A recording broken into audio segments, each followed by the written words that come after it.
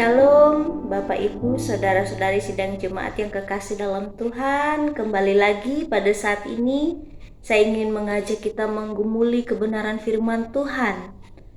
Berdasarkan Nas Almanak Gereja Kalimantan Evangelis, saat ini kita diperhadapkan firman Tuhan dari kitab Perjanjian Baru, yaitu kitab Injil Markus pasal yang ke-8 ayat yang ke-22 hingga ayat yang ke-26. Di bawah judul perikop, Yesus menyembuhkan seorang buta di Betsaida. Saya bacakan satu ayat firman Tuhan. Saya ambil satu ayat, yaitu di ayat yang ke-25. Demikian, Yesus meletakkan lagi tangannya pada mata orang itu.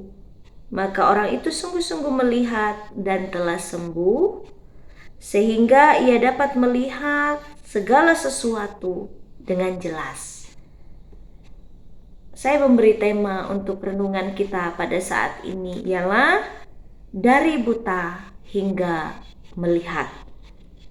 Bapak, Ibu, Saudara-saudari sidang jemaat yang kekasih dalam Tuhan, apa yang kita pikirkan ketika mendengar kata buta? Secara spontan yang kita bayangkan adalah seseorang yang tidak bisa melihat dengan mata jasmani.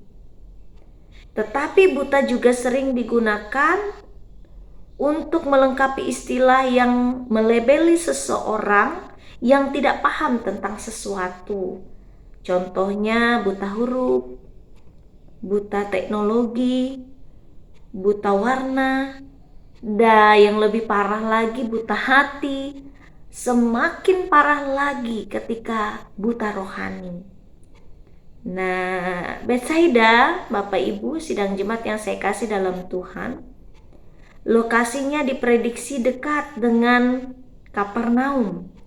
Di sana tinggal beberapa murid Tuhan Yesus, dan di sana Tuhan Yesus bertemu dengan seorang buta yang dibawa kepadanya. Ya, tidak dikatakan dalam nas ini dijelaskan kenapa ia buta. Tetapi dalam cerita ini dikatakan bahwa Yesus membawa ia keluar dari kampung dan di sana ia disembuhkan. Awalnya dari samar-samar sampai ia bisa melihat dengan jelas. Pada ayat yang ke-25 ini.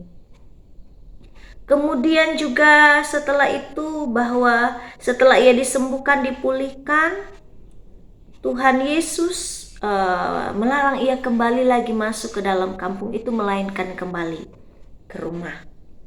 Bapak, Ibu, Saudara-saudari yang kekasih dalam Tuhan kita Yesus Kristus, yang Yesus lakukan adalah membawa orang buta itu keluar dari kampung, lalu mengobati, mengolesnya dengan ludah ke mata orang buta itu sehingga perlahan-lahan ia sembuh. Dan prosesnya dimulai dari samar-samar hingga bisa melihat. Saya hanya ingin mengajak kita memahami secara sederhana dari cerita ini, bahwa kehadiran Yesus sebagai juru selamat adalah sebagai pribadi yang penuh kuasa, sehingga bisa mengubah pandangan manusia yang gelap menjadi terang. Mengenal dan datang kepada Tuhan adalah sebuah kesempatan besar, peluang berharga bagi manusia untuk keluar dari masa-masa gelap kehidupannya. Selama kita punya hati untuk mencari Tuhan, maka Dia sendiri yang akan membuat kita menemukannya, bahkan dipulihkannya.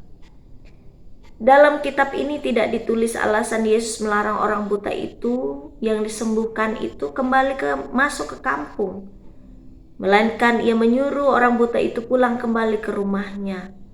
Ya, bisa jadi mungkin menghindari spekulasi, banyak sekali spekulasi atau pendapat-pendapat yang disimpulkan orang-orang melihat kejadian ini, atau ada resiko lain begitu yang tidak dijelaskan dalam firman Tuhan.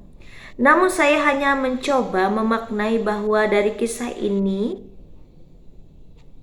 Tuhan menginginkan orang-orang yang sudah dipulihkan berada di tempat yang seharusnya. Ia berada di tempat yang aman, seperti rumah. Jangan kembali ke tempat tempat yang berpotensi mengulangi bahaya, mengulangi rasa sakit. Nah, kalau kita diselamatkan, dipulihkan, jangan kembali ke tempat di mana kita menemukan penyakit kehidupan, agar tidak kambuh lagi dan semakin parah. Intinya adalah dalam Tuhan ada terang kehidupan. Berlari dan mencari Tuhan adalah cara hidup yang tepat. Bahkan ketika dipulihkannya, jangan sampai kita memutuskan kembali pada penyakit lama kita. Ada istilah begini, Bapak, Ibu, saudara-saudari yang kekasih dalam Tuhan. Buta tapi melihat, dan melihat tapi buta. Yang pertama, buta tapi melihat, artinya meski kita terbatas, kekurangan, namun pengenalan akan Allah membuat kita melihat dengan jelas kehidupan yang benar.